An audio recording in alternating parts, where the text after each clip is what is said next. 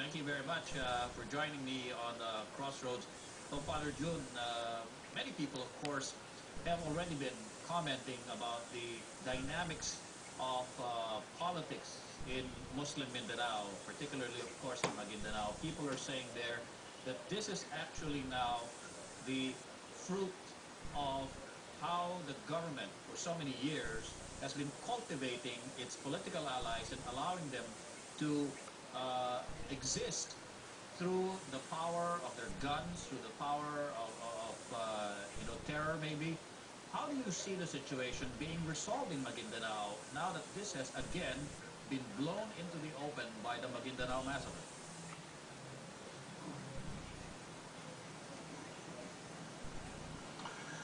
First and foremost, I will say that the people of Maguindanao, Cotabato City, or the entire region, they are really shocked, stunned as a matter of fact, and they are watching the news with disbelief that this unparalleled massacre will happen here in this area.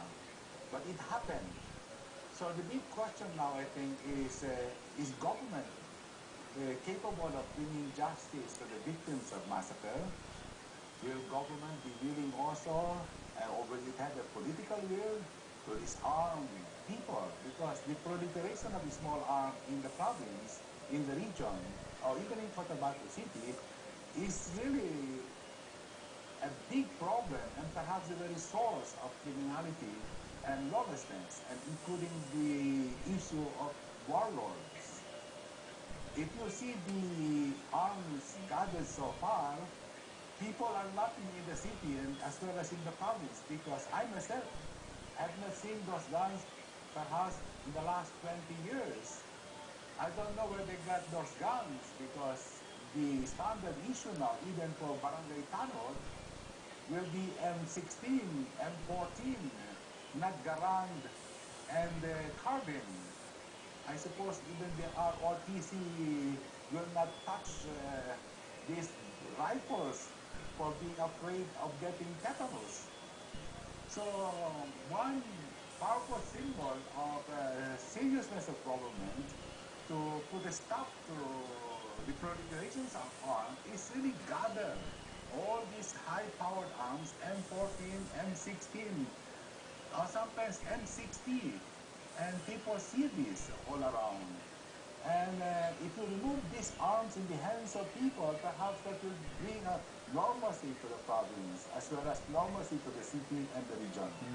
But you know, Father June, a lot of political scientists also have commented that Mindanao politics exists because the powers that be here in Manila have allowed them to carve out specific territories and assign these territories to entire political clans so as to prevent them from feuding or fighting over territory. And that has somehow made the situation so untenable now, because if somebody challenges the status quo, then something like this massacre might just happen again in the future. How can that be avoided?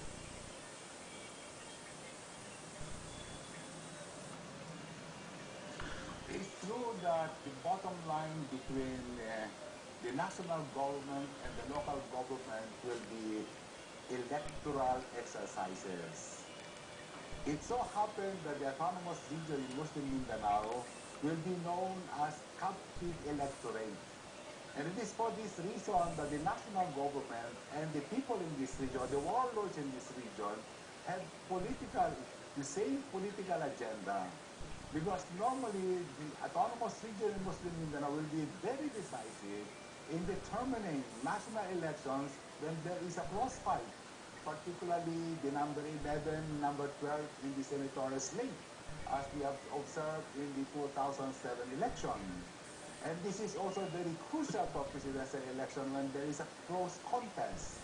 So the national government will always cultivate the warlords in the region, because they have the capability to deliver a winner-take-all in any election exercises. Something like 0-12 in the senatorial slate, or 0-100% for the presidential election.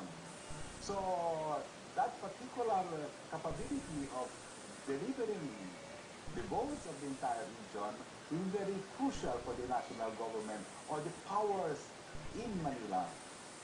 So that kind of relations, that kind of symbiotic political interest and agenda will really make them cultivate the local warlords. All right. Well, I guess we need to find out another way for the government to avoid doing that if it's really sincere in avoiding future conflicts like this from breaking out there in Muslim Mindanao.